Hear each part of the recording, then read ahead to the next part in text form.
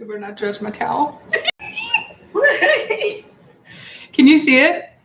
I don't see it yet. That's what I'm looking up at my monitor. And I don't see the live yet.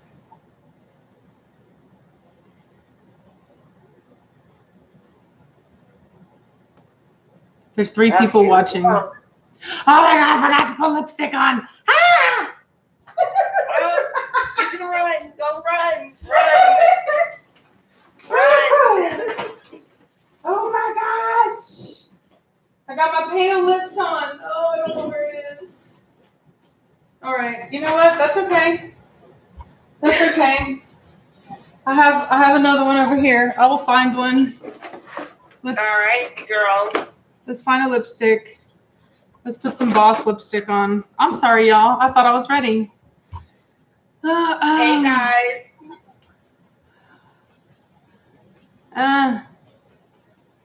I'm over here pulling a Nikki Tutorials with foundation colored lips.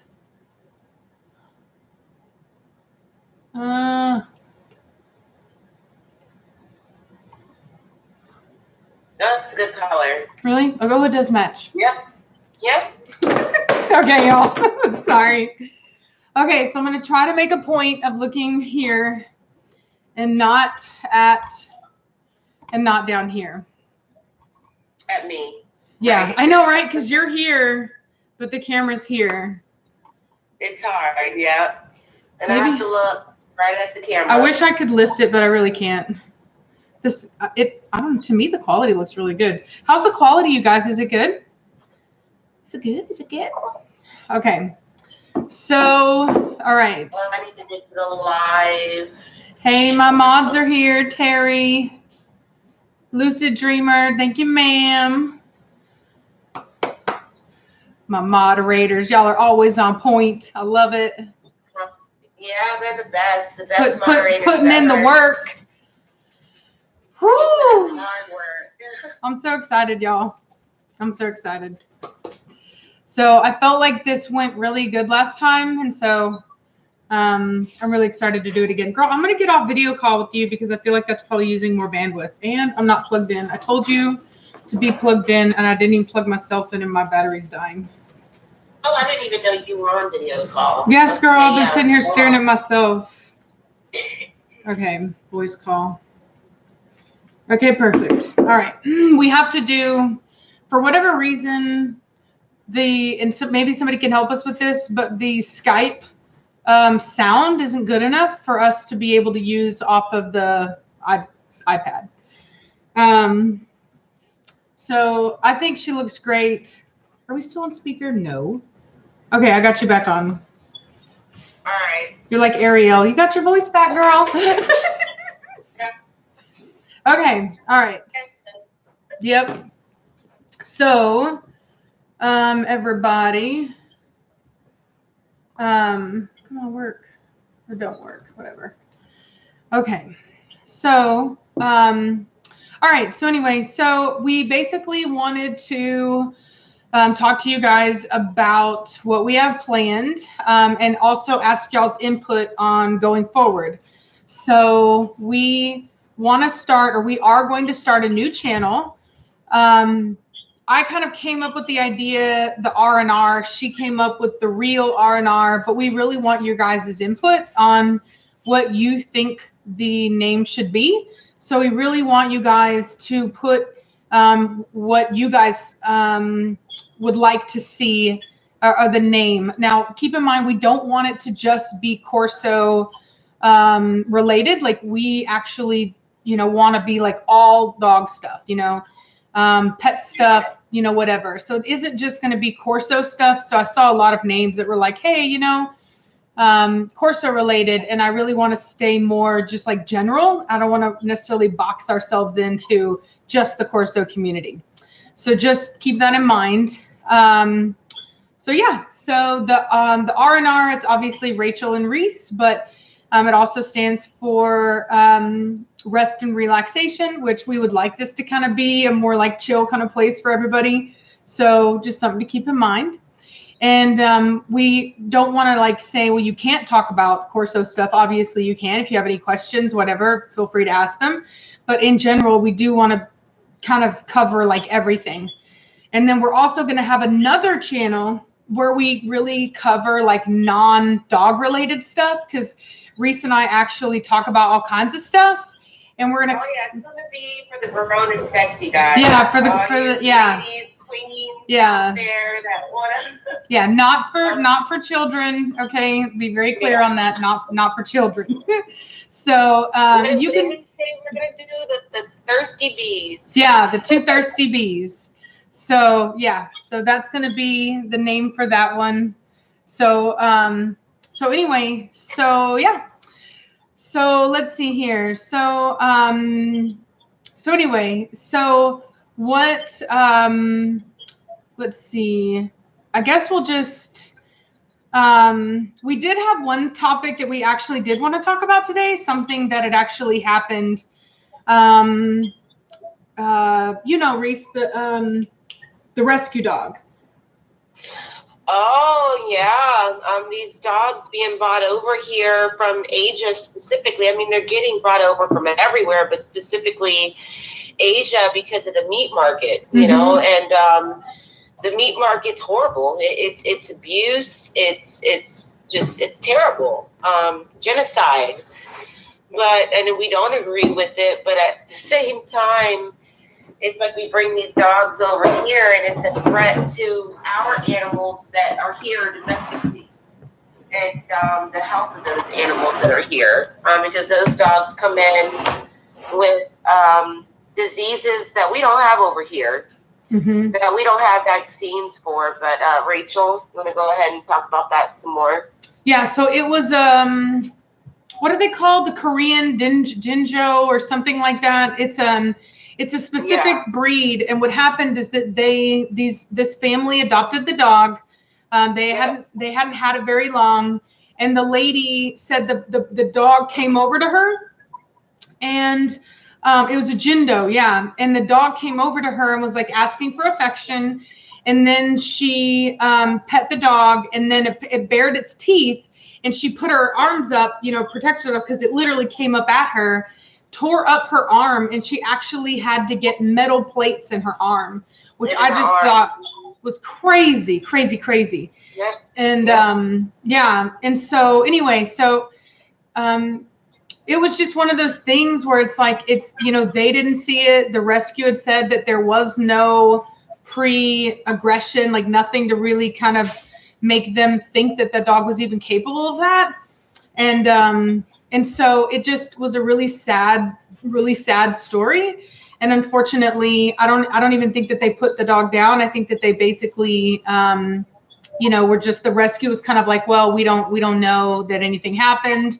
And so, you know, they were just evaluating the dog. And so I think it's just really, I guess where we got to on it was that we just felt that, you know, it is really important that whenever you're thinking about adopting a dog, that you really kind of make sure that you take your time and kind of do even like some temperament testing on the dog, because they're, you know, you can run into those problems because dogs that are used for the meat trade do not have like temperament testing. They haven't been bred for temperament.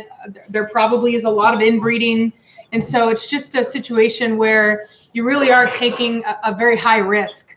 And that's why, you know, as breeders, hey Batista, as breeders, we're obviously going to be trying to promote buying from a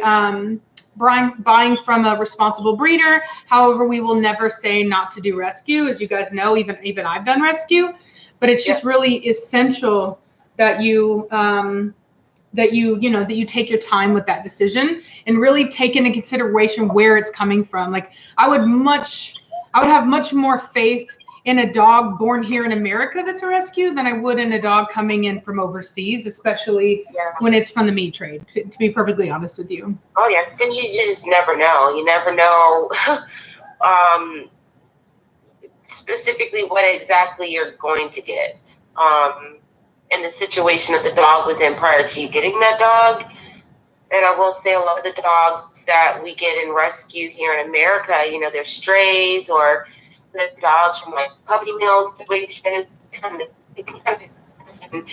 figure out what their fit is going to be like from that type of rescue situation. Right, exactly. Batista's coming in to say hi. Look at that big old face, dude. About as big as my head. All right, so yeah, every country has different quarantine laws. Every country, like Australia, is one of the strictest, very strict. But you know, some countries have quarantine laws, some don't. So it just depends on the country. Mm-hmm. Yep. There's a Batista. So, okay, so normally what we're gonna do is kind of basically have like various different topics that we want to talk about, but more or less we just really wanted to, you know, kind of give you guys opportunity to really get to know Reese and ask, you know, like any personal, like not personal questions, but you know, like just kind of get to know us kind of thing. I know that you guys know a lot about me, but I just kind of wanted to give you guys that opportunity because, you know, last time we were basically just talking about her from the standpoint of a breeder. And so anyway, I'll kind of leave the floor open for you, Reese. Oh boy. So I came from a family of breeders. So we bred Siberians. I've been into dogs since I was a small child. And so I've just always been into dogs, and I guess most of my life I've been into the breeding. The Corso specifically for me started back in 2013. I do love puppy breath. It's the best. Sometimes I just put their mouth right in my face and just let them breathe because I can smell it. I know it sounds like gross to some people, but I love me some puppy breath. And I love me some pizza too. Yep. Get out of my drink. He's being a ham. All right, get down. Get down. Let's see. What are my other hobbies besides dogs? So I talk on the phone with Rachel like all day. I'm an artist, so I can sculpt, paint, whatever. Like I'm a multimedia artist. And another hobby of mine is anime. Get down. Quick, get down. So let's see. What other? Yeah, two artists, right? We're like two peas in a pod. Yeah, there's a lot about us. In fact, we actually, completely unbeknownst to one another, how did you find out about my comforter? Because you already bought your comforter. I bought a new bed. I had.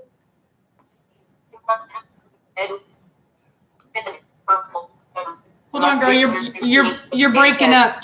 Say it again. You broke up. Can you hear me? Yeah. Okay, so I said that I redid my bedroom. I did it in purple, and I was shopping around for like a new comforter, and I picked this real pretty purple silvery comforter set, and I had it for like a half. And Rachel was laying on the couch, and I think we were, what were we, like talking on the phone with a video, or we took a picture, and then I was like, girl, we got the same comforter. Yeah, we literally have the same comforter. So we do a lot of the same things. It's crazy. We're like sisters. Yeah, literally, we don't even, like, we won't even know. Like I said, like, I did something, I took video of my room or something, and she was like, girl, she's like, I have that same comforter. And I was like, no, you don't. I was like, there's no way. Like, I took forever to get my comforter. Sure enough, we have the same comforter. The only difference is like the colors are reversed, but it's same print, same everything, bought it from the same place. Yeah. Online where there's like millions of comforters to look through, we picked the same comforter. Yeah. It was crazy. So my favorite anime, one of my top favorites is Hunter x Hunter. Yeah. I think I like Naruto. Yeah, that's a top favorite too. There's so many, and now what's the theme? It's later. Something like that is really good. That's beautiful. Let me see. Reset of all the dogs. What has had or has the best temperament so far? So out of my dogs, I specifically really love my male Achilles. I purchased him from Sengway, from Christina, and he has a phenomenal temperament. It's very close to what I think is the breed standard. I have pictures of my dogs on Instagram. Mm-hmm. They're not with me in the room because they're very loud.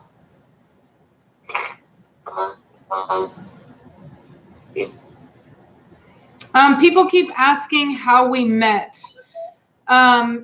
So yeah, you want to tell them or you want me to tell them? You can tell them. You can tell them. So I was looking for a stud to breed to my Formentino female Katana. And I seen Preacher, I think, on YouTube on this random video. I didn't know anything about Tempo. And I know a lot of different breeders and whatever, so that wasn't a problem. But I was just very specific in what I was looking for, and I thought Preacher was beautiful. And so I researched Tempo, and I found Rachel's information, and I hit her up, and we talked, and Preacher ended up not being specifically what I needed, but we just became really close friends. Yep. After that, we just started talking. Yep.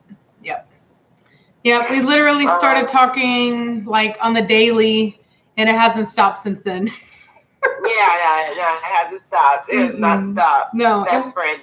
Yeah, and it's like so bad that we literally talk like all day. Like we don't like talk like once a day and like no, we literally talk all day. Like all day. Like we can't get enough.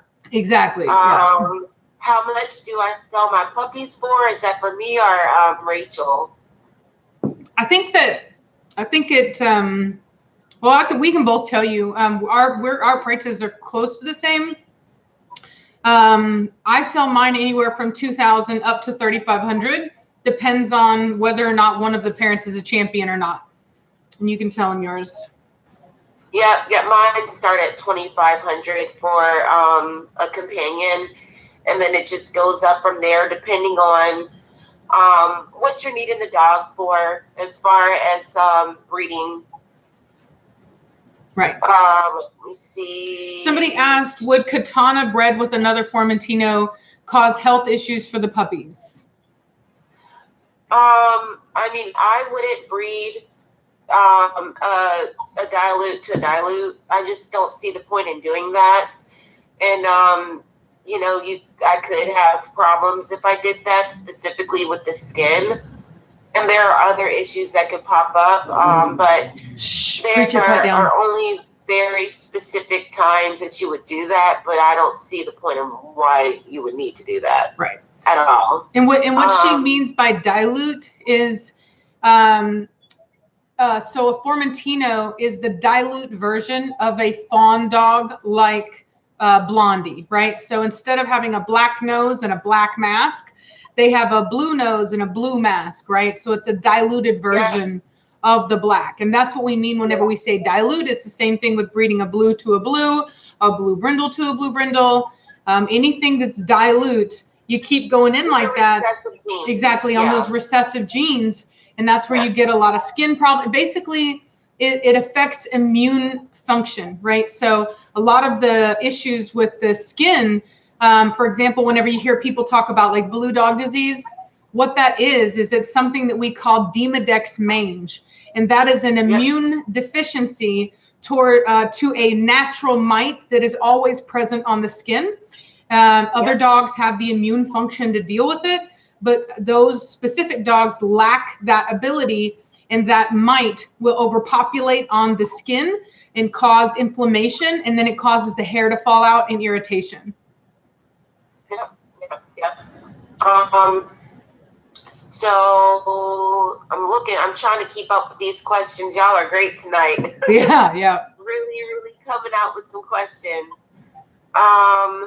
Can we talk dog couples? How much do you change them up? Would you ever think about breeding Preacher to Velocity to possibly balance out the temperament? Really quick, I mean, there is no such thing as like a dog couple. Yeah.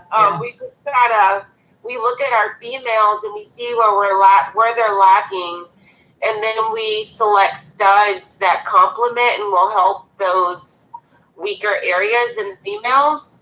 And I mean, so I personally, I don't like to repeat litters more than twice, and then some people may like to do it 3 times, or but you should get. Or I'll keep doing them. I'll keep doing it if I like them. I have no problem with it. Yeah. But we're all different. Yeah. We're all different. Yeah. Everybody's different, but Preacher and Cashmere is different. Yeah. There's a lot of requests for their puppies, but you can speak more about that. Yeah. I mean, like all breeders are different. Like I know specifically of a breeder that if she does a breeding and it produces something really nice, she'll never do the breeding again. You know what I mean? And that's because, pardon me, because she's very competitive and she doesn't want other people to have that.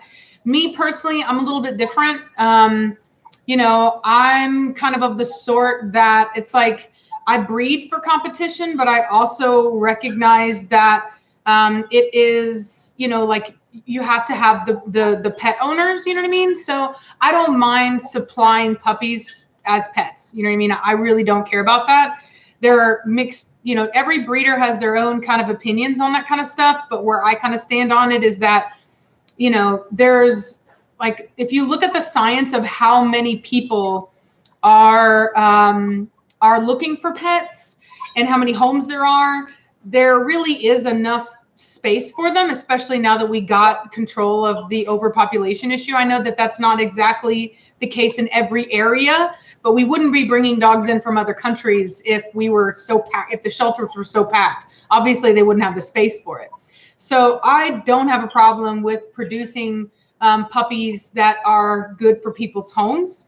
And so I will do that. If I know that I don't have a problem with finding homes for my puppies, especially good homes, I will repeat a breeding because I know that those puppies are going to go into loving homes. Like if I didn't know, then I would obviously hesitate because I don't want to be holding on to puppies and kind of trying to find them homes and things like that. So it's a little bit different because Preacher and Cashmere are so well known that I have people that want to get on the waiting list for those breedings and I just don't have room for it. So it's a little bit different, and I wouldn't necessarily do that with just any of my dogs.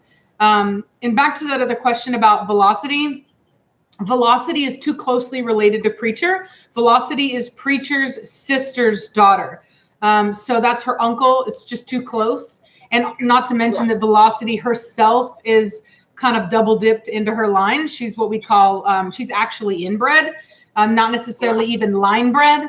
Now, I was fine with that. When the breeder did it, I was actually interested in that because I knew those lines. It's not something I would suggest just anybody do. But having said that, once you go close like that, you really need to go outside whenever you breed again. And so anytime that I breed Velocity, she'll be bred completely to outside lines, to be able to kind of dilute that to some degree. Having said that, other than the fact that Velocity is square and lacking some rare angulation, she's actually a really nice dog and has by far one of the most correct heads in my program. So I feel very comfortable about doing, I didn't do the breeding, but about buying a dog from that breeding. And the other offspring were also very nice. Yeah, and I mean, people, whenever a breeder decides to inbreed, it's just a part of purebred dogs. It's a very common practice. It's how, we solidify type. You don't want to pull that trick out every time, but it is a really good way to solidify your type. So there is nothing wrong with it as long as you are correctly doing that. Yeah. You don't want to keep doing it over and over. Yeah. You don't want to have to do that all the time. Exactly. Exactly. Is a Cane Corso a good first protection dog? I feel like Corso is a great guardian dog for sure for your property. But go ahead on that, Rachel. Pardon? The question about Cane Corso being a good protection dog. I think they're really good property guardians. Absolutely, yeah. I mean, you do want to make sure you buy from good lines because, as we've spoken about, temperament can be kind of hit or miss in this breed. And so you just want to make sure that you get a good dog, because if you get something like Gina, the odds are if you put any pressure on her, she's gonna hightail it out. She's not gonna back you up. So you want to make sure that you have an actual protector and not a dog that kind of is acting like a protector, but is really, not necessarily going to be there in solid temperament. But other than that, absolutely, I would say that for sure, they're a genuine, when bred right, when they have the right temperament, they are a genuine protection breed, for sure. And a great one at that. Yep. Would we ever combine kennels? So we had actually thought about that. Actually, we had talked about it.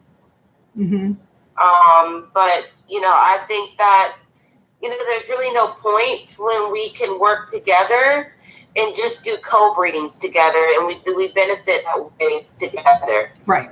Just whenever we can do that as co-breedings, we will work together. But we definitely have the best, I think, work with the people. But vision is slightly different, and that's okay. But I feel like we will do really good working together. Senza Valencia Cane Corso. I'm changing my kennel name, guys. Yeah, she's gonna change it.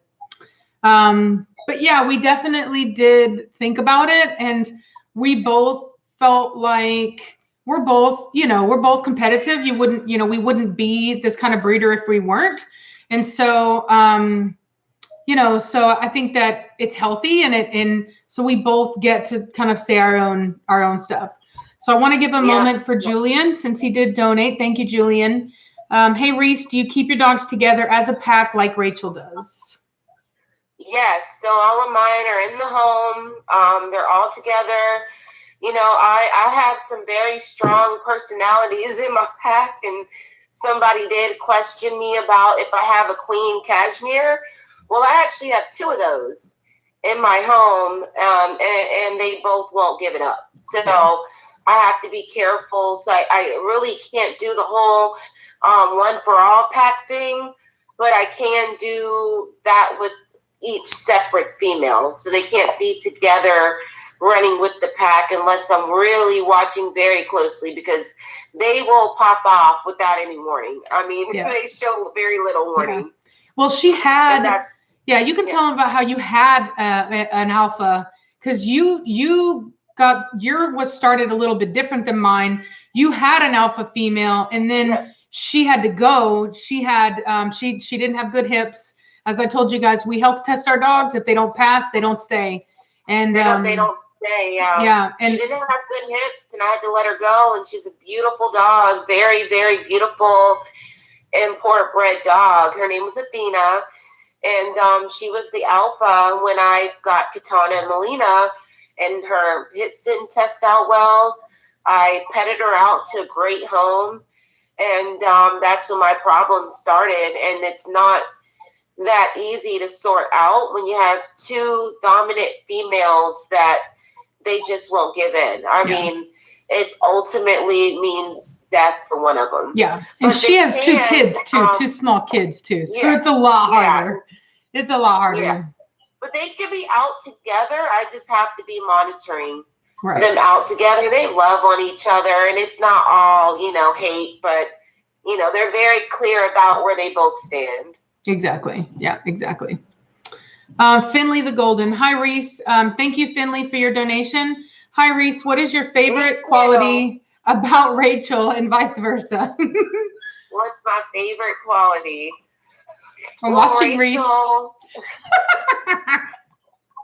I love her personality. She keeps me laughing. I think we keep each other laughing. But Rachel has a very kind heart. She's a very kind heart. And boo to all our haters, boo to the haters. Yeah, exactly. This girl right here is real. She's real. That's right. This is real talk with the R&R, guys. Yes, ma'am. No, I don't have cats. Somebody asked if I have cats. She can't have cats. Like, too high of allergies. Too have allergies. Allergic. Yeah. To cats. I love them. Yeah. I was telling Rachel, like, I really want to go and see a cat. The movie. Cats. Yeah. She keeps telling me to go see Cats. I would say that my favorite qualities about Reese are actually very, very similar in that Reese is also a very real person. She's definitely tougher than me. I will say that. I'm a little bit more of like, I seem tough on the outside, but really I'm kind of a softie. And she's kind of like tougher, but what I love the most about her is that she's real. Like so many, and not just like real, but like if I can come to Reese and I can talk to her about things and tell her how I feel about something that maybe isn't necessarily so positive, and she understands, she doesn't get offended, and like we are able to hear each other and not get defensive or upset or judgmental or competitive. Like, and even if we are jealous of something, we tell each other, you know what I mean? Like, girl, I'm jelly. Like, it's having that ultimate honesty. It's like a sister, and there's nothing we can't say to each other. And that is the most freeing experience. And I'm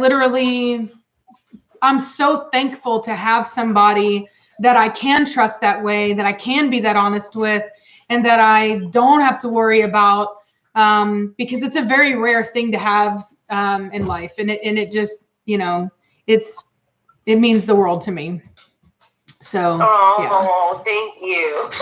You're welcome. Thank you. We've been so excited about this, guys. Like so excited. She's been trying to get me on forever. Like when I met Rachel, and it was just seeing Reaper. Like I wasn't a fan that or watching her. Like I just watching. I just seen it, and I was like, "That's a pretty dog." I'm like, "Can you use that dog?" Like who knew we would be here today? And she has since been trying to get me on, and I was a little hesitant because I can be a little shy.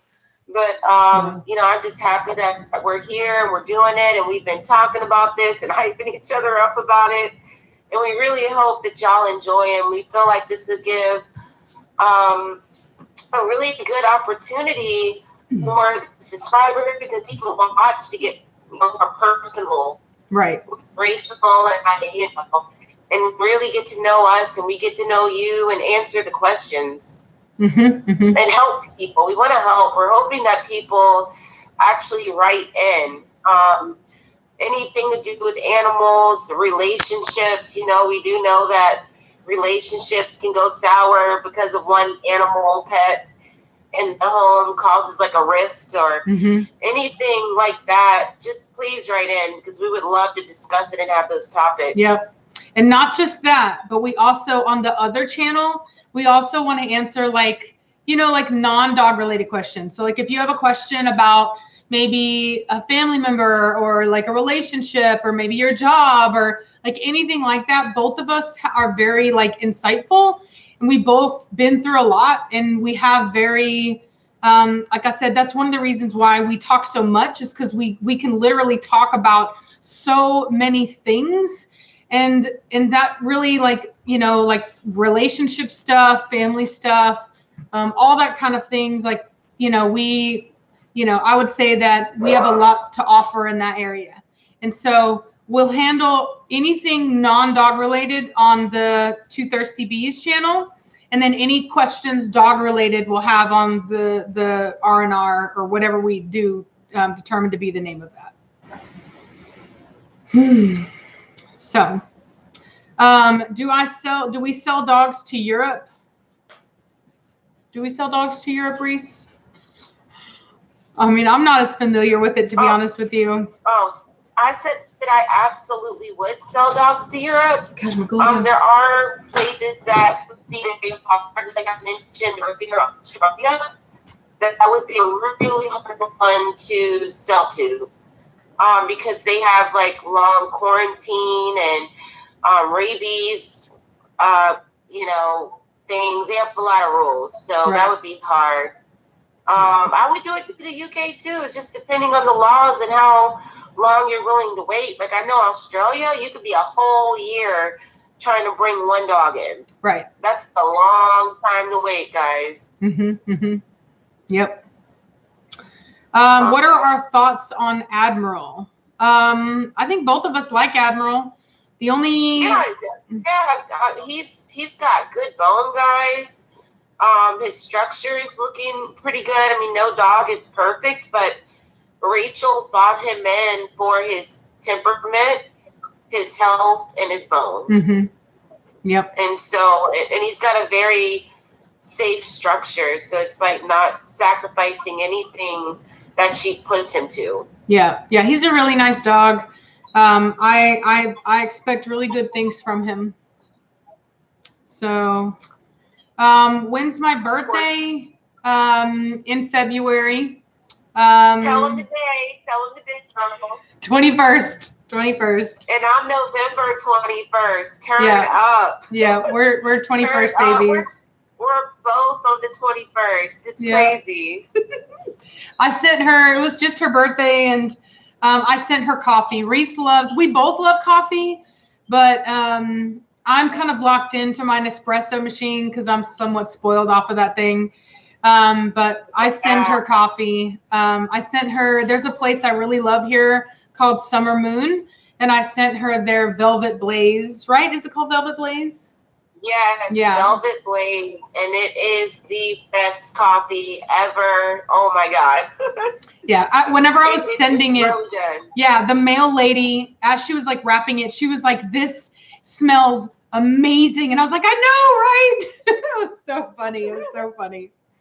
So yeah, it was really good. So I highly recommend it if you're in the area. I don't know how far Summer Moon is. Like I only recently found them here in Austin, but amazing, like the best drive-through coffee you can buy. Order online. I think you can order online, guys. Check them out because that coffee is like cold. Let me find out right now. Scorpios in the house. Ooh. Guys, thank you for the birthday wishes. Okay, so it's wood-fired coffee. It does look like it is in Austin, but you can order online, you guys. Here, I'm gonna put the. That's the link for you guys. That's where it is. So get you some coffee. Does Reese think that the brindle male from the same litter as Giovanni would have been a better pick? Because I did.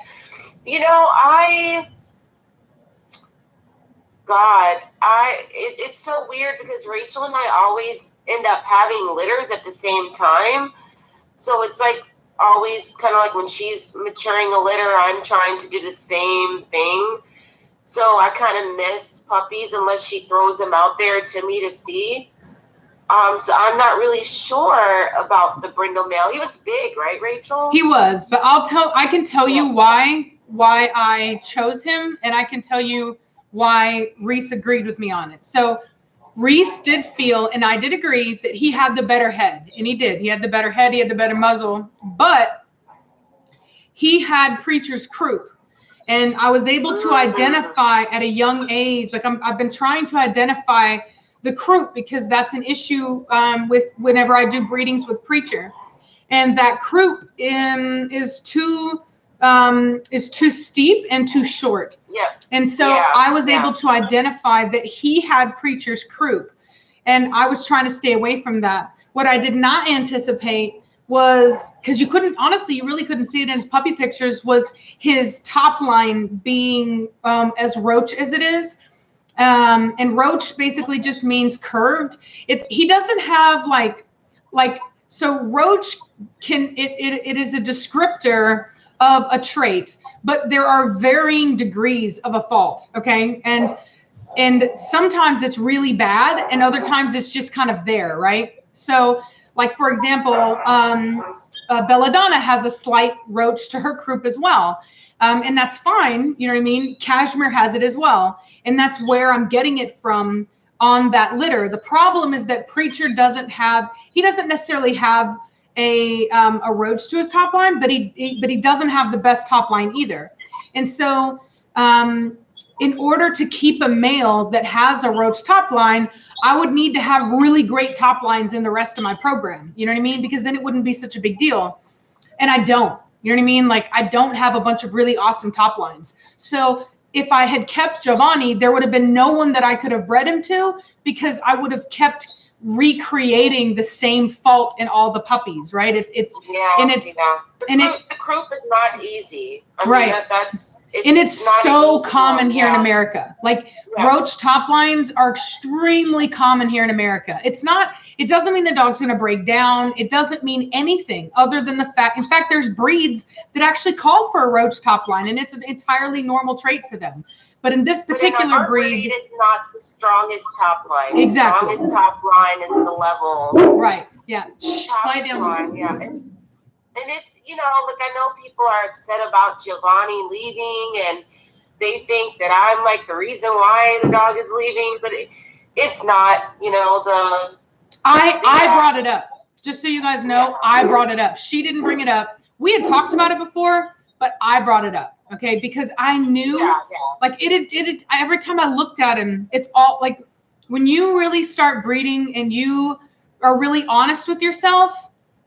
Even back whenever I was breeding fish, when you become a good breeder, you actually notice the faults before you look at the entire animal. That's how you know that you're actually looking correctly. You should always see the faults first, because a good breeder is always looking to see what's wrong with this animal. You need to know what's wrong so that you are honest with yourself about what you have. And every time I would look at at Giovanni, all I would see was that top line. And top line. Yeah, and it just was like, I can't do it. You know what I mean? Like, Reese actually produces really good top lines. That's why, like, Atari had a really good top line. I don't know if you guys remember, but Liberty had a really good top line. And so I've posted Jade lately, and she's like one of the best I've produced yet. Yeah. On my Instagram, Jade is she's got a killer structure. Thank you, Monica, for the donation. Thank you, Monica. Let me see, behavioral videos. Will you do more of that or review products you recommend for behavioral issues in general? Yes, we will definitely be doing that. I think that my channel will predominantly stay for like the behavioral talk.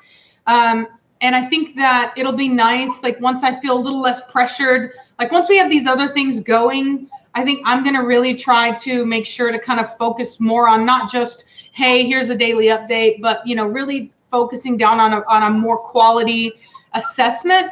And one of the things I really want to do is go to dog parks, maybe not even with my dogs, but go to dog parks and sit there with a camera and show you guys behaviors. Because my dogs tend to be like, they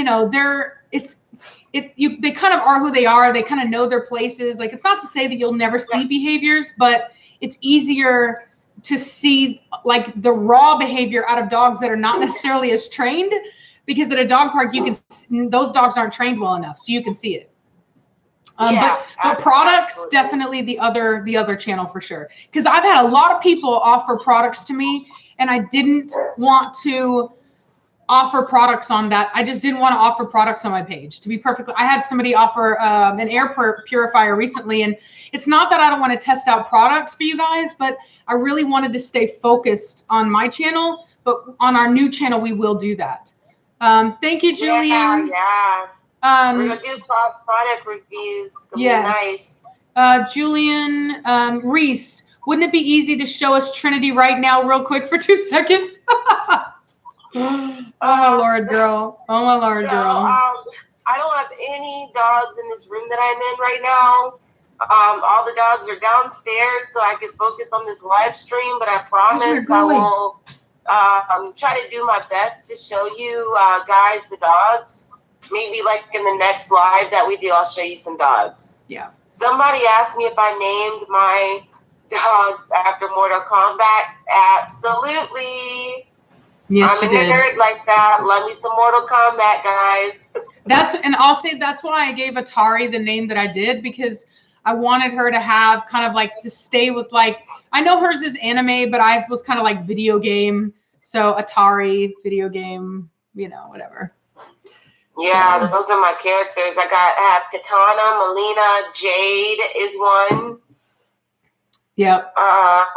So where are we with the questions? Would you guys still give the okay for someone to purchase a Corso if they've only exclusively worked with smaller dogs previously? Example, Italian Greyhound. I mean, I would. It just depends the person's experience and what they're specifically looking for.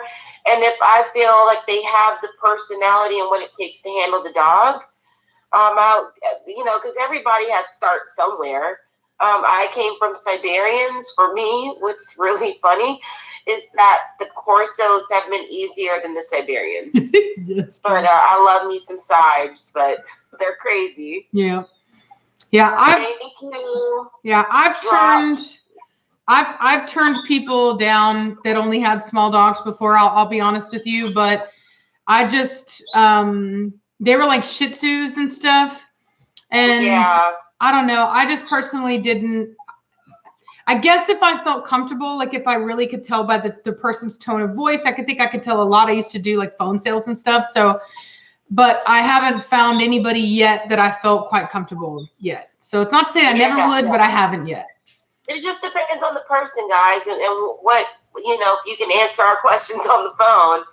Thank you. Drop the Chalupa for the donation. Will you ever add rewards to the Patreon page in the future? Once again, add the regular content for most at this point. Go ahead, Rachel. I am not as familiar with, like, I'm on Patreon, but I haven't really ever used it other than setting it up. I'm not opposed to it, but just, I guess, let me know what you guys think would be kind of good rewards, and maybe I can think about that or whatever. I just don't really know how, like, I do say that, like, anytime somebody asks a question on my Patreon, I answer it immediately. I don't do that for anybody on Instagram. I don't necessarily do it even in my email. But I will say that they definitely, if you're a Patreon member and you ask me a question, you will get an answer. So in that sense, I guess there is that part of it, but I'm totally open to more. Just I don't really know what that would be. So let me know, and if it's doable, I'm totally open to it. Thank you, Rebecca Rodney, for the donation. It says thanks for being you. Oh, thank you, Rebecca. That's awesome. And I see a question up here that was interesting. Oh, Reese, what is your alpha female dog's name? And does she discipline your pack like Queen Cashmere? That came up again. I have 2 dominant females, and I do not allow them to discipline my pack. Just because it's very complicated for me. It's very, and my females are turned. She has a different dynamic than I do. It's totally different. I have an alpha female who was an adult, and all my puppies were raised together with her. That's not at all what Reese's dynamic was like. And I told you guys, that's why I don't bring in other adult dogs, because if I did, I couldn't do that. And so that's the difference between us. And I've taken in older dogs. Yeah. I've done that. And so the way I run my pack is just overall different. But I think the way that Rachel's able to manage her pack is awesome. Right. It's completely awesome, but not recommended for everybody. Exactly, yeah. And I always say that. Like, I never say that people should keep their dogs the way that I do. You should keep your dogs in the manner that you can handle, that your lifestyle handles, and that you can maintain your sanity and maintain their safety. And that's what's most important. Reese, can you please name your next female Cane Corso Sonia Blade? Absolutely. Cashmere, leave me alone. Absolutely. We know that's what, that has to happen. No. You better leave me alone, woman. Go away. Cashmere's over here messing with me. Can you name your channel Since the Mattress or Timeless Mattress? Oh my God. Nectar, I'm going to shout you out again. I need a mattress. I hear somebody say here, why are you breeding, Rachel, why do you breed dogs? For example, why not cats? Cats. So cats, first of all, cat breeders are like, it is so hard to get into cat breeding, first of all. Like cat breeders, they don't ever want to sell you a cat with papers for breeding, first of all. Second of all, in order to be a cat breeder, you have to have male cats. And I cannot stand the smell of male spray. I can't stand it in my house. There's no way. I don't like to have a smell in my house at all. Literally, I'm kind of a clean freak. And if I come in my house and it smells like dog, believe me, I'm cleaning up like crazy. So there's no way that I could do. In fact, I spend a lot on feeding my cats raw just so that their litter box doesn't smell, because I can't handle the smell. So there's no way, even if I had, like a lot of cat breeders will have like an outside, enclosure for their male cats. But the reality is, I don't know if it's because my vision is so bad or what, but I have a really super strong smell. And I would smell it, like even on the wind, like it would be like living next to like a landfill. I just couldn't have that smell around me. And you don't want to have to take your cat to like where, like, I don't even know if artificial insemination is really that popular with cats. So, and maybe it is, but I wouldn't find having a ton of cats to be an enjoyable experience personally. The dogs I love, the cats, not so much. So, I mean, I love my cats, but not a lot of cats. People want us to talk about, there's been a lot of comments about the straw. Cane Corso, straw is a historical color, but it's not a color that's in the standard. So it's perfectly normal, but not very common. It's becoming more common, but it wasn't at one point, for a breeder to produce straw. Right. So it is historical, so it can be produced, but should we breed straw dogs? I personally don't think we should, because it's not in the standard. It's not the vision that the Italians had. They took the straw out for a purpose, and so I'm not going to purposely breed towards straw. They don't have the mask, and our breed is supposed to have a mask. And it is what it is. I like it the way it is, and I'm not going to try to change it or, whatever, because I like it. Yeah. But it is a beautiful color. Yeah. Rachel, you want to? Well, and I will say that, so straw is, if straw is a color where the dogs actually have a honey colored to brown eyes, and they have like a red, kind of a pinkish nose. It is not a blue nose with blue eyes. That's not straw. And sometimes a dark nose. Sometimes a dark. Like a dark, like even a black nose. Yeah. Dark pigment. Yeah. They're not dilutes. They're not, like there are people that try to pass off dogs as straw that are not straw. They are other colors that are represented in other breeds. Straw is actually kind of unique. They do have, I'm not going to say they have a mask, but they don't, but they do actually have a little bit of darkness actually around the muzzle. It's not enough to say that it's a mask, but it is kind of like almost like a burnt kind of color, like a creme brulee kind of color around their muzzle. And it is a very unique color, even differently than say like a yellow lab. But I've spoken with a breeder who's actually produced it. He said that it's not actually that hard to produce that color when you have the genetics for it. And he said that they sunburn and they have skin issues. So he said that it's not just that they didn't want to add the color in because, it was considered, like a color they didn't want to breed for whatever reason. It was kept out because of health reasons from his understanding.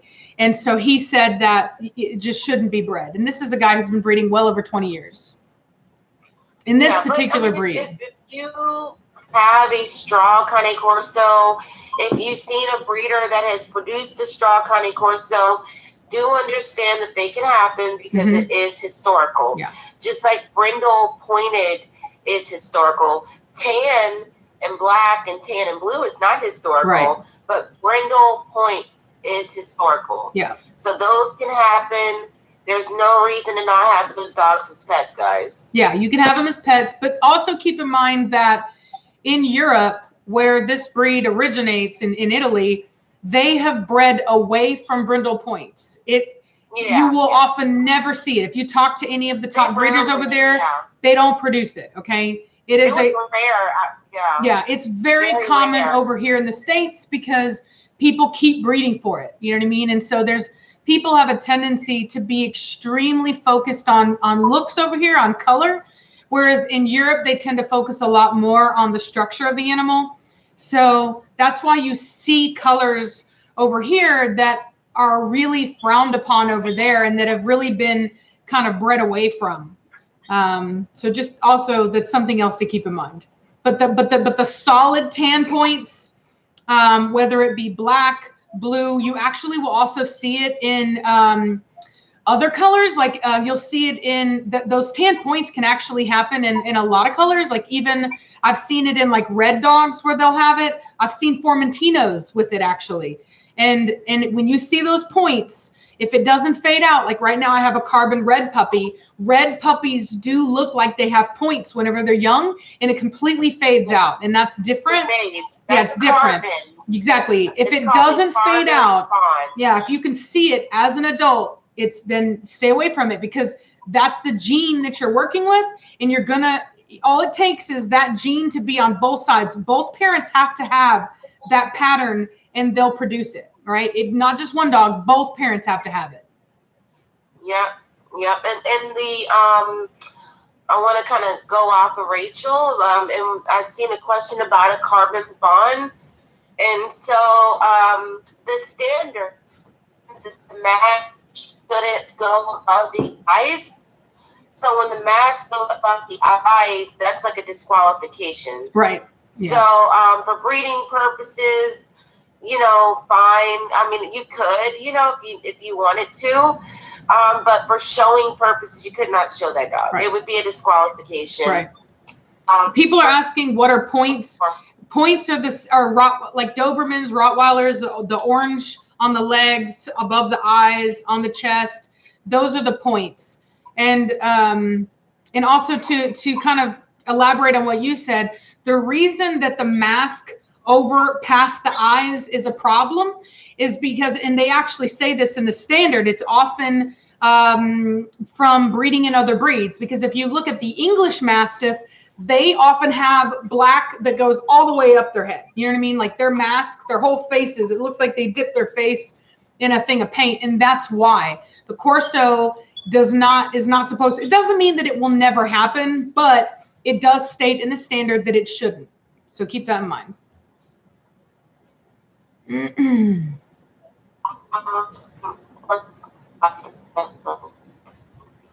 Let's see. What other questions? Go lay down now. Come, guys. Keep them coming. And anything like semi-personal, you can ask. What's my favorite mattress type? Nectar. I honestly think I have a beauty rest. Good. Yeah, I think I have like whatever. I just went to the store and I laid on one, and it was okay. So I bought it. She kept telling me to get a Nectar, and I was just scared to get one because I don't know why I was. Girl, but you gotta tell them. Most of the time. She's always right. Reese is always right. It's true. She is. And I always regret it. I'm stubborn. So I'm like, she'll say to do something and I'm like, okay, Reese, but I won't do it. And then eventually I do it and I'm like, you were right, Reese. But I always tell her, even though I'm stubborn, I'll always admit when I'm wrong. You know what I mean? Like you gotta be willing to admit when you're wrong. Okay, give due props when they're due. Okay. So Reese, please talk about how the feet are important. The feet hold dogs up. Maybe keep nails left. I mean, in a program, I look for feet that are facing forward. They're not turned in. They're not turning out. So this is easty westy. You don't want feet like that. You want feet like this. Turning out. Yep. Facing forward. You want the feet up on its feet, which means that a cat-like foot. And sometimes they don't. They go to pet homes. They're completely fine. But you can actually, if you keep the nails trimmed on your dog, it helps the feet. Yeah. Keep your nails trimmed. As I say, if they're tapping, you're slacking. And then also like nutrition and age, right? Like a lot of people's puppies, their feet will kind of go flat, especially if it's a really big dog. When they're puppies, they don't have it yet. So their feet will kind of splay out a bit, and maybe even their pasterns will kind of go. And the pastern is this area here. It's the space between what would be like the wrist bone, which is probably not the carpal? Yeah, the carpal. Right. And so anyway, so instead of being like straight up, you know what I mean? It kind of goes like that. As many of you guys know, Penelope had that issue really, really bad. And yeah. Yeah, guys. It was really bad, and I told Rachel, get that dog on some Ester C. She did Ester C. She trimmed the nails. Yep. She did everything. She had the dog the surfaces and Jesus, this will save the bastards. Yeah, it was bad. Yeah, it just wasn't happening.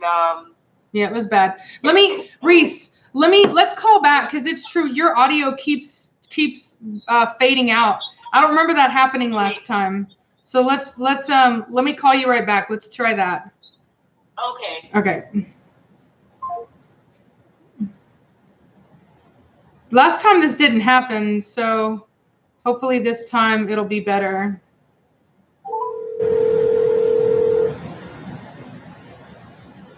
Can you hear me? Yep, yeah, I can hear you. So you can blame Verizon. Yeah, I'm sure, girl. I'm sure. I'm sure. Everybody rant to Verizon. That's their fault. Yep, I'm telling you. So anyway, so yeah, and also elaborating about the feet. So you will have people that will say that that the feet, like some people will say, oh, the dog has flat feet. What they mean by that, our breed is supposed to have what they call cat-like feet, right? And it literally means a compact foot, right? It's kind of like that, a very compact foot. And then sometimes the dogs will have like, you know, they like claw feet or whatever. And sometimes that's age. Sometimes it's nutrition. Sometimes it's the environment that the puppy is kept on. So if they're kept on really big rocks, that'll happen. You know, so there's many different reasons of why it can happen. It doesn't always mean that. Sometimes it is genetic, but it's always important to give the dog time to grow as well. I wouldn't judge a puppy, okay? Wait until the animal's grown. If it still has bad feet, then you know you need to work on your feet. You know what I mean? Exaholic Clover, thank you for your donation. Are brittle bones a common health issue in Corsos? Thank you for your live stream. Great seeing Reese on the channel. I have not heard of brittle bones in our breed at all. How about you, Reese? No. And if that is a thing, like it's not an issue in our breed, but maybe nutritionally the dog is suffering. Mm-hmm. If something like that is going on. Let me see. Yeah, I've never heard of it in our breed. Somebody asked, I think Connor asked about, and I want to answer that because he is a moderator. Someone asked, how can you tell the difference between a weak temperament and a dog that hasn't been properly socialized? So that can definitely be a hard one. What I will say is that a dog that hasn't been properly socialized may not want to be touched. They may kind of be aversive to it, but it doesn't mean that they're going to kind of fall apart. A dog with a weak temperament is going to be, you know, very fearful, probably soil themselves, maybe shake, even if they're not being pressured. Yeah, and they don't recover. There's no recovery. No recovery, you know, exactly. No recovery. Yeah, and what we mean by recovery is you give the dog the same experience repetitively, and every time it behaves the same, it never recovers from it, no matter how hard you try and you really get that dog out, it just never recovers. So we look for recovery, and if the dog is not able to recover, what are you doing over there? Has Sorry. a weak temperament. What are you getting into? Somebody asked about my dogs being in conformation. I do have an AKC champion in my house, almost grand champion. That's Katana. And then Jade, I had in the show ring, but I had a litter, and I put the brakes on that. But yes, I have had my dogs in the conformation ring. Kashmir, go lay down. All right. Let's see here. Preacher was like what? Somebody said preacher was like that, right? Question mark. You only need one question mark. I don't know what you mean by that. So I have no idea what you mean. Preacher does not have a weak temperament at all.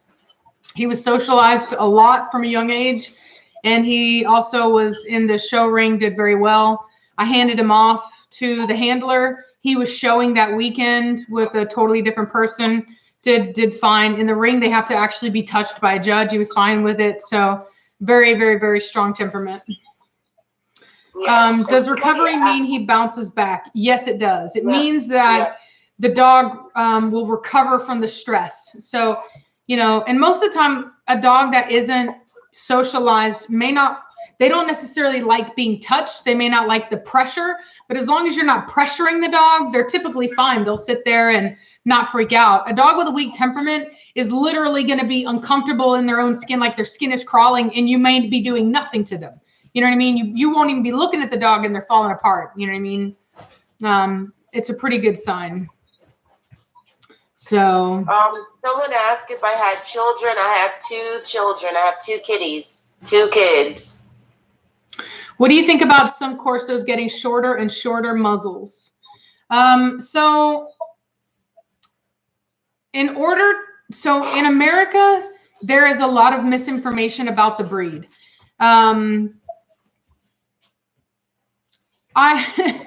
It is a weird thing. It's like, so what I can tell you is that if you go back to first of all, you have to understand that this breed was almost extinct. Okay. Then the breed had to be recovered. And there are very different opinions on what the original type was. Both existed at the same time. You had dogs with long muzzles and you had dogs with short muzzles from the very beginning. And there has always been a difference of opinion on what is correct. Okay. We know what the standard says. Now, are there going to be variances of that? Are there going to be dogs that have too short of a muzzle? Yes. Are there dogs with too long of a muzzle? Yes. Is one of them better than the other? Is a longer muzzle better than a too short muzzle? No. If it's not the standard, they're both equally bad, okay? They're both equally out of standard, okay? And they need to get back to the standard. So, for example, I took Blondie, who has way too long of a muzzle, bred her to a male that has, I don't know, what would you say? Would you say it's a little on the short side or no? No, not Batista. It's really perfect to me. And honestly, it's about the width too. A nice full. No, I'm not talking about our future breeding with Batista. I'm talking about Achilles, like the breeding we already did. Oh yeah, this new breeding. Yeah. Okay, yeah, with Blondie and Achilles. Yeah. So yeah, Achilles, he's weird because he's a little too short, but not extremely short. Right. He's a little on the, hyper type side. Right. But you put him to a female like Blondie, it really it creates a more balanced muzzle, right? And so balances it out. Yeah. And it decreases the length right of the muzzle by an extent. You're gonna have puppies in that litter that have the perfect length of muzzle, maybe still a little bit long, but maybe not as long as Blondie's. Right, yeah. And, you want a lot of width. He has good width where Blondie doesn't have the width because she's so long. Right. And it helps the head planes, too, because the standard is actually a little scientific in measurements. Like there are head planes that the standard speaks about, and all those things, like too long of a muzzle, too short, it changes the overall head plane. Right. Right. And so when we're looking at a dog's head, it's not the opinion or the matter of we think it's correct. It's we're really trying to match that up to the standard. And does the dog have the proper width, length, and head planes? Correct. And expression. Correct. Yeah.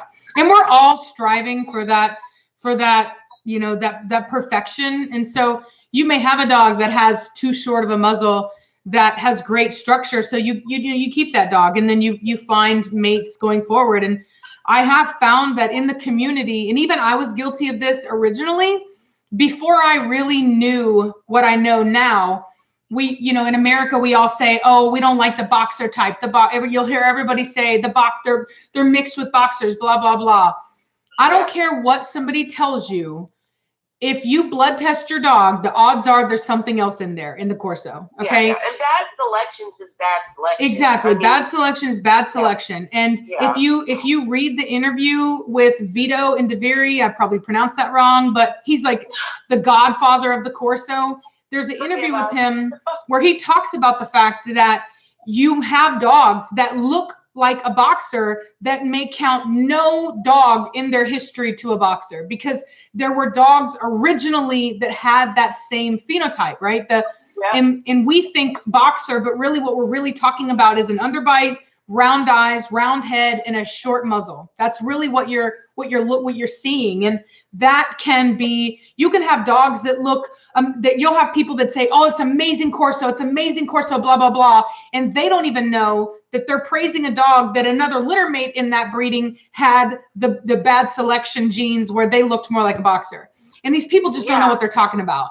If anybody who goes around saying European boxer, this boxer, that, blah, blah, blah, blah, blah, doesn't know what they're talking about. Because the reality is, anybody in this breed long enough knows that even the American dogs have Rottweiler, have Neapolitan Mastiff in them, and Pit Bull in them. And so they will chastise a short muzzle, but completely turn a blind eye to a dog that looks like a Neapolitan Mastiff or a Rottweiler. You know what I mean? Like, they'll ignore it completely. Selection, yeah. So it happens here. Yeah. Domestically, it happens in Europe. Exactly. God, it happens everywhere. Exactly. So just do your research and look at the dogs, and go on the HAC website and read the standard. Yep. And you'll compare maybe dogs to Basir, because that was the example that we were given as far as correctness and phenotype.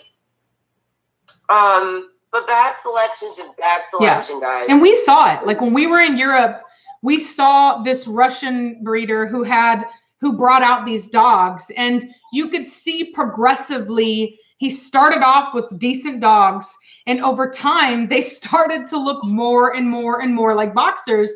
And this really knowledgeable breeder that we were with was like, see, this is how you get to that. It's bad selection.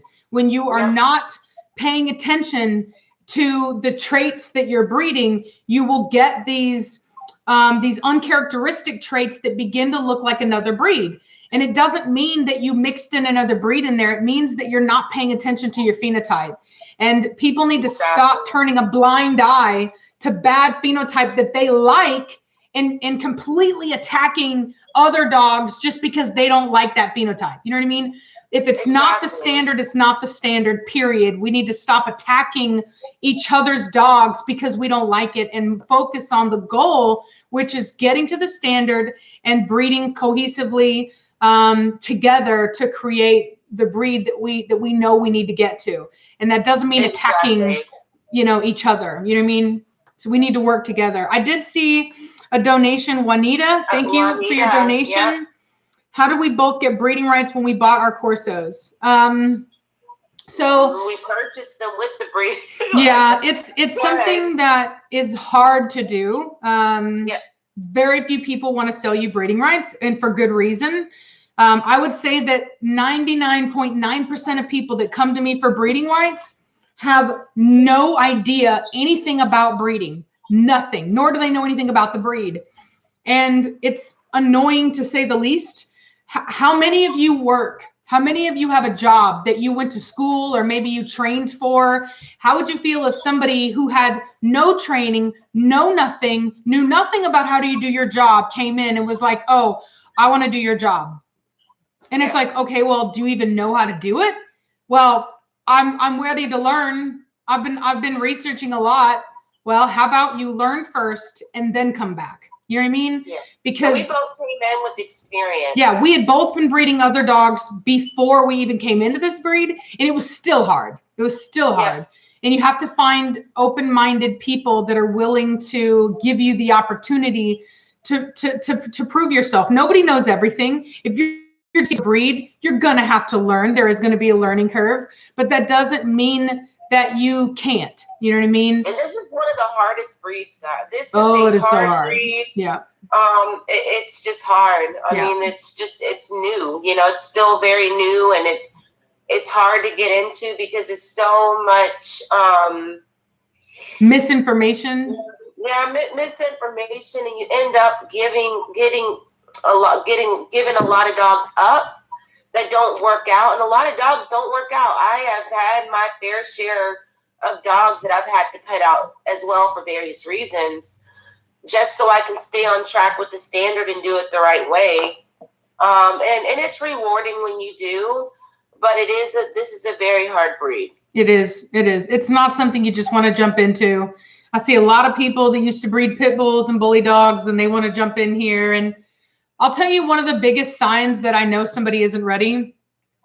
First of all, they'll contact me and they'll say, what bloodlines do you have? Now, if you really are into Corso, you know that very few lines are established to the point where bloodlines even matter. You know what I mean? Very few people have established lines. I would say there's probably a handful of established lines, and many of them have been lost. Like, people will say Belmonte. The reality is Belmonte is a very old American line that you'll hardly ever find any true Belmonte dogs anymore.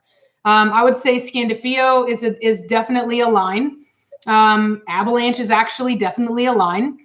Custodinos, definitely a line. Sangue Magnifica, definitely a line. Most Corso are what we call scatterbred dogs. That's just the reality. They're scatterbred dogs. There were so many, like Preacher, for example. Even though Preacher is off of one breeder, Avalanche, all the dogs that are in his line, even though they're all very well-known dogs, were from different people, and they weren't really from a line. So we don't focus on bloodlines so much as we focus on individual dogs. Like, you'll hear people say, oh, do you have Conan in the line? Or do you have Warrior in the line? Or do you have Bazir? Or what's another good one? What's that one that Aragon? You know what I mean? Is Aragon in the lines? Bayron is another one. You know, Bayron, right? Like, we talk about individual dogs, not necessarily lines. And so that's pit bulls. People talk about lines, and I just, you know what I mean? Or like, they'll ask, like, what faults do your dogs have? And it's like every dog has a fault. So you wouldn't go into it being like, what are your dog's faults? Like, you wouldn't do that. You should know what the faults are. You should be able to look at my dogs and know what my dog's faults are before you're trying to breed. Because I may be honest enough to tell you what faults my dogs have. Most people are not. And if you can't identify a fault in a dog, you shouldn't be breeding. Period. That's like basics. You know what I mean? Basics. There are no perfect dogs, but you should at least be able to identify faults. Period. And there's literature. There's really good literature out there that speaks on structure. And structure is structure. It's really just one of those things where if it's good, it's good. If it's bad, it's bad. And that's why you have to realize there are some traits that will change as the dog matures. And there are some things right off the bat, they're never going to change. Right. And when we see that, that's when we make the tough calls. Right. Like going back to Giovanni, that's why the call was made. Exactly. And that's one of the things that we've been talking about is wanting to create an actual, like, really to help people and even ourselves to really understand is, so for example, there is like a checklist of everything, like let's just say the head, right? There's a bunch of, you could have a whole segment on the head of a dog and say, okay, well, what's the stop, you know what I mean? And the muzzle and the width and the eye shape, right? And the shape of the head. Is it too round, is it empty, right? Like is there not enough going on here? Like there's so many things that add to the look of the head. And then you could say, okay, well, let's do the front of the dog. How is the upper arm? Does the dog have forechest? Is it empty, right? Is there a lack of, what is it? Like, what we call it? It's not concave. What do we call it? When it's an empty chest? Right. Is it inverted? Inverted, right. Do we have an inverted chest, what's the, what's the shoulder angulation? You know what I mean? Like all those things. And then we look at the front feet, you know what I mean? How are the pasterns? How are the actual feet looking, right? How's the top line? How's the croup? Yeah, how's the croup, right? Then the rear, we're going to go to then we can look at the trunk of the dog, does the dog have tuck up? They're supposed to have tuck up. Does the dog have length, right? We need to have length. Is it too length? Is it too long or is it too short? What about the rear angulation?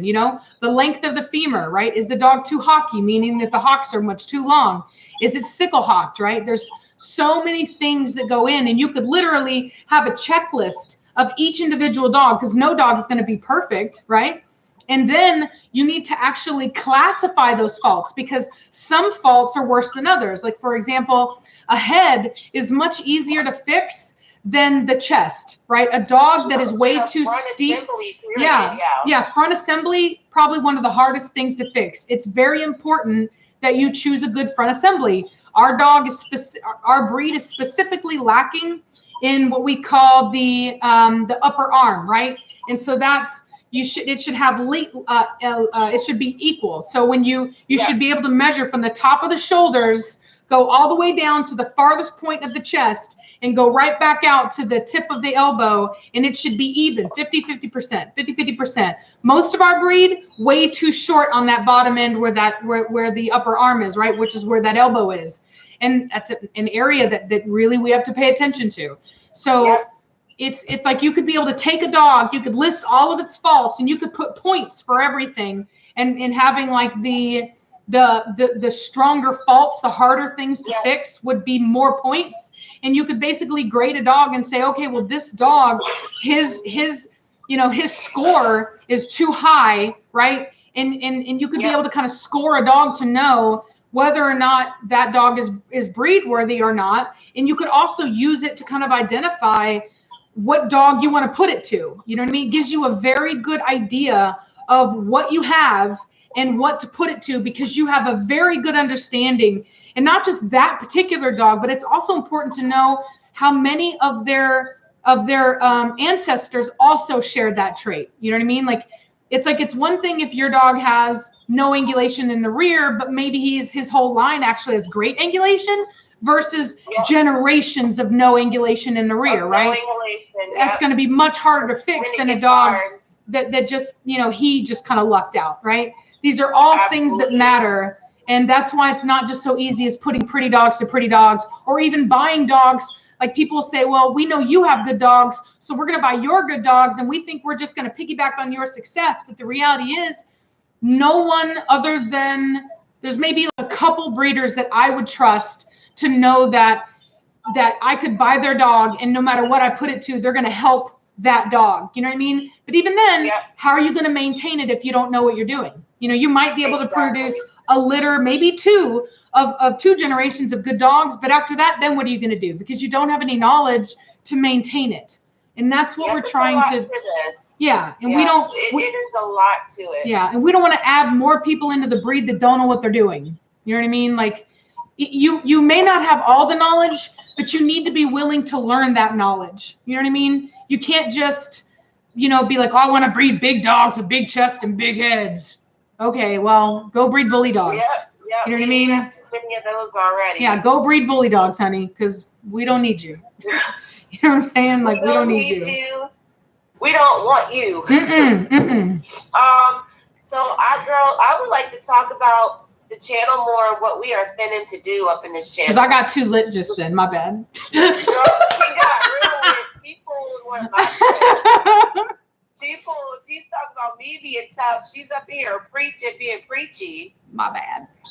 My bad. Woo-saw, y'all. Woo-saw. We were talking about doing some giveaways in this channel before Christmas. Well, in time for Christmas. Yeah. Possibly, and just talking about just animals in general. And like I said, please send in letters. We would love letters. We would love that to be the topic. Yep. Yeah, send us your letters.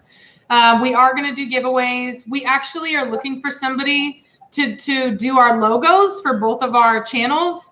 And so, so we want to do that. Yeah. Somebody said we should do a hotline. I told her that. I was like, we should allow people to like call in. Yeah, we should. Yep. Maybe we'll do that. We will do that. But I mean, y'all make sure like you know, hit the like button on this, subscribe. We're going to try to get the other channel up like very, very, very soon and stream off of both channels until the other channel, the new channel, is accomplished. Yep. So definitely we'll take any support we can get for this. Yeah, we won't be doing puppy giveaways. Just keep that in mind. We're not going to be doing that. Yeah, no puppy giveaways, but we will have products to give away. Yeah. I mean, pretty rocking products. Yes. Pretty rocking. Yes. Yeah. Yeah. No puppy giveaways. I see that again. No puppy giveaways. But we do want to keep this exciting and answer like a lot of questions and let us know like what you're interested in, like what you would want. You know what I mean? Like, would it be merch? Like, do you want some merch? You know, like what would you like? You know, like a meet and greet. I don't know. No weirdos. Yeah. We are willing to do a meet and greet, but weirdos stay home. But fans, we would love to do a meet and greet at some point. Yeah, and that's awesome. The preacher blanket, I would be totally fine with that. You know, let me know. Like, even if you guys, even if I don't have the merch out yet, let me know and I can get it up. My Teespring is very kind of chill on that. So if there's a particular picture on my Instagram that you like, on her Instagram that you like, we can do that as well. You know, like anything like that is totally fine with us. We're down for that. Yeah, and I guess once we get the new channel up, I think it would be cool to have a goal. And once we reach that goal and subscribers, we'll absolutely do a meet and greet. Yes, exactly. Yep. And if we could fly across the world to Italy, we could do a meet and greet. Exactly. Yep. We can make that happen. We can make that happen. Yep. And that was something, somebody said a paw print thing. And I'd always thought about that. Like, if you guys ever wanted, like, I could do like maybe do like a picture, because I have a nice camera. I could do like a picture of your favorite dog. And on the back of it, I could take their paw print and put it in like some non-toxic paint and have them like put their actual paw print on it. And we could just do a little signature too. That we're totally open for something like that as well. So yeah, just, you know, whatever, like we're totally open to it. And then even like a second and third place, maybe we'll do like some gift cards or something like that. But you know, most definitely, you know, and we are planning on going to, I don't know about next year. Hopefully, yes, next year, hopefully. But I may be moving during that time. So if we're not in Italy next year, we will be the year after that for sure. And we all can come do a meet and greet with us there as well. Exactly. That would be awesome. Awesome. Maybe I guess before we end this, I guess I can bring a dog out and let people see one of the dogs. Who do you think, Rachel? Trinity. Of course, I'm going to say Trinity. Although I will say that I do love Melina. I have a preference for Melina, but I know everybody wants to see Trinity. So it would be wrong of me to not say Trinity. All right, let me see if I can grab her. She's extra, guys. She's real extra. Yeah, she is. Let me grab her. I'm in disappear for a moment. Yeah, no, she is. She is.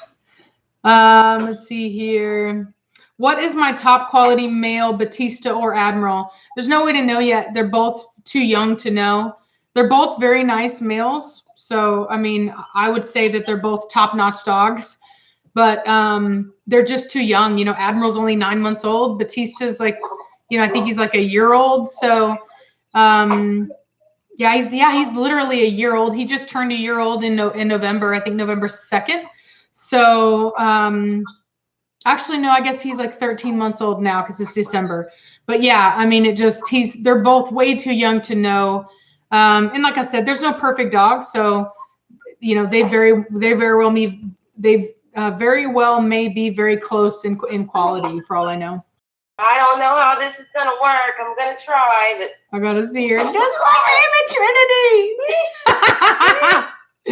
this is what happens when I bring Trinity up. I don't know how much of y'all can see her. Kisses. All over the place. Come here, baby. Come here, Trinity. Come here. Guys, she's like real low. Oh, this is a baby. Trinity. There's a baby Trinity. Look at her. In my lap.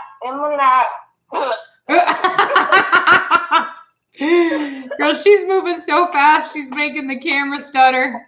Yeah, I know, man. She's tight. She just wants the love. Yep. Oh yeah. She's so much like her mother. I swear to God. Yep. She will not hold still. She will not hold still. She's a lot of body, aren't you, baby? Aren't you? Oh, what a cutie. Oh, she's looking at you, Rachel. Trinity! She just looked at you on the big screen. Really? Trinity! Yeah. Trinity! Trinity. Come here, hold still. Oh, I miss my baby girl. My baby Trinity. Hold still. She's a pretty girl. She's like real height. She just wants. She's like her mother. Her mom is like that too. Yeah, just getting her mom to like sit still is almost impossible, even for video. Yeah, she's all over the place. Cashmere, what are you doing? Look at her mom is over here too. Come here. Come here. Come here. Come here. Good girl. All right, come on, baby girl. Here's her mama. Here's her mama. What is it, baby?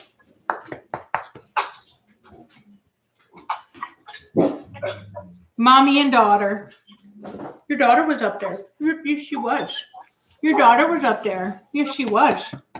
Yes, she was. Yes, she was. Your favorite squeaky toy. Your favorite squeaky toy was on there. Hi, Batista. Trinity. Yeah. Her favorite squeaky toy. Yeah, guys. She loves to be loved. Okay. So all she wanted to do was me rub her belly. This dog is literally trying to get in my lap right now. Batista, down. Ain't nobody talking to you right now. Mama, we got sweet Mama Cashmere time. Sweet Mama Cashmere. Don't lick me. Don't lick my makeup off, girl. You know how much time I spent on it? Good Lord, girl. She's knocked my phone off. Oh, there we go. This is a cashmere. What is a cashmere?